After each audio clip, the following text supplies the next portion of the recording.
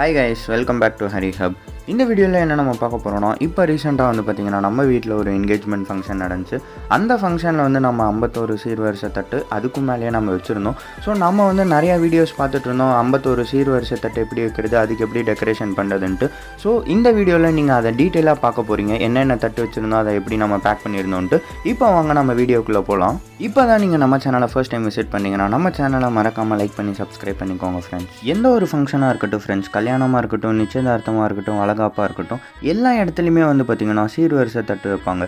அந்த சீர்வரிசை தட்டுலாம் வந்து ஏன் வைக்கிறாங்கன்னா, ஒருத்தருக்கு ஒருத்தர் வந்து அவங்களோட அன்பையும் அவங்களோட மகிழ்ச்சியையும் ஷேர் பண்ணிக்கிற விதமாக தான் எல்லா ஃபங்க்ஷன்லேயும் வந்து சீர்வரிசை தட்டில் அந்த ஸ்வீட்ஸாக இருக்கட்டும், பழமாக இருக்கட்டும், எல்லாமே ஃபில் பண்ணி வச்சுருப்பாங்க.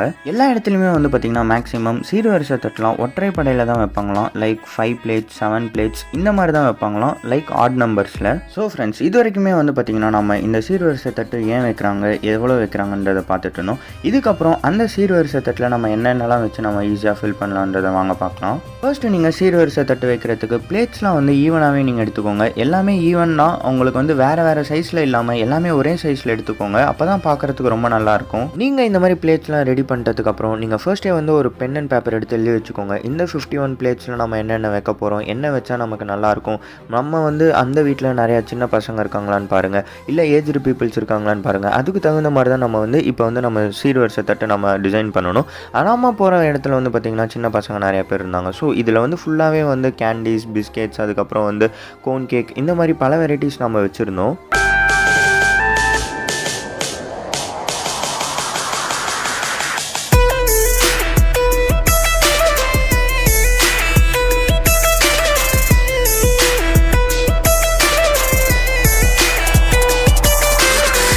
செலக்ட் பண்ண ப்ராடக்ட்லாம் பர்ச்சேஸ் பண்ணதுக்கப்புறம் உங்களுக்கு டெக்கரேஷன் பண்ண தேவையானது ஜஸ்ட் 3 ப்ராடக்ட்ஸ் தான் எக்ஸ்ட்ரா.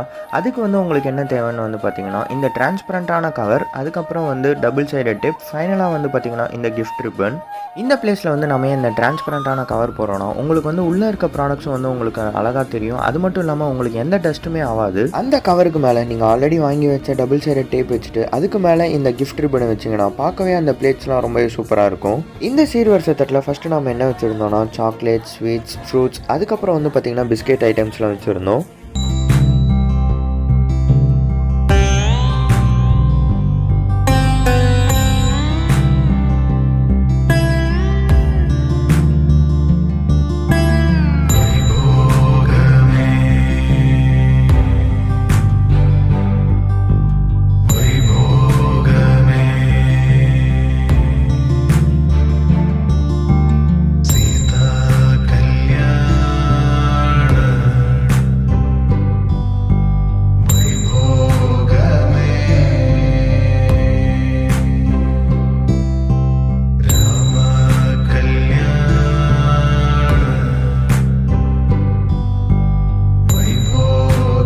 இந்த வீடியோவில் நீங்கள் நம்ம என்ன சீர்வரிசை தட்டு வச்சோன்றதை நீங்கள் பார்த்துருப்பீங்க. உங்களுக்கு நான் டிஸ்கிரிப்ஷனில் வந்து அந்த லிஸ்ட்டை நான் உங்களுக்கு அந்த 51 ஐட்டம்ஸும் ப்ரொவைட் பண்ணுறேன். அது வந்து உங்களுக்கு ரொம்ப யூஸ்ஃபுல்லாக இருக்கும். இந்த வீடியோ உங்களுக்கு பிடிச்சிருந்துச்சுன்னா இந்த வீடியோவை உங்கள் ஃப்ரெண்ட்ஸ்க்கும் ஷேர் பண்ணுங்கள். இது வரைக்கும் நீங்கள் நம்ம சேனலை சப்ஸ்கிரைப் பண்ணலாம், மறக்காமல் சப்ஸ்கிரைப் பண்ணிவிட்டு பக்கத்தில் இருக்க பெல் பட்டனை ப்ரெஸ் பண்ணிக்கோங்க. தேங்க்ஸ் ஃபார் வாட்சிங் ஹரி ஹப் ஃப்ரெண்ட்ஸ்.